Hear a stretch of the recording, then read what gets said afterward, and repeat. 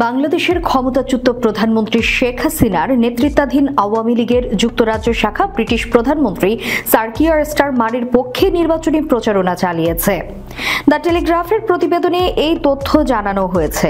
টেলিগ্রাফের প্রতিবেদনে বলা হয়েছে, স্টারমার যখন শ্যাডো ক্যাবিনেটে ছিলেন তখন আওয়ামী লীগের ইউকে শাখার প্রতিনিধিরা তার জন্য তহবিল সংগ্রহের নৈশ ভোজের আয়োজনও করেছিলেন।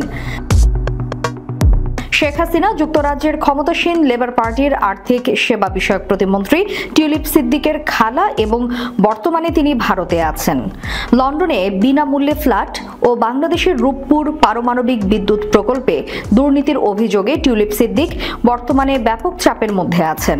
এমন পরিস্থিতির মধ্যে এবার যুক্তরাজ্যের প্রধানমন্ত্রী স্টারমারকে নিয়ে এমন চাঞ্চল্যকর খবর এলো।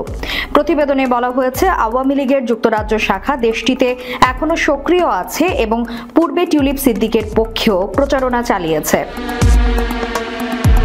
টেলিগ্রাফ বলছে, 2019 সালে আওয়ামী লীগের যুক্তরাজ্য শাখার কর্মী আব্দুল আহাদ চৌধুরী স্টারমারের পক্ষে তার হলবর্ন এবং সেন্ট প্যানক্রাস নির্বাচনী এলাকায় প্রচারণা চালিয়েছে।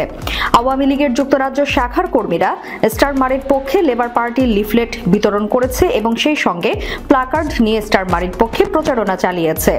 তারা ধারাবাহিকভাবে টিউলিপের পক্ষেও প্রচারণা চালিয়েছে।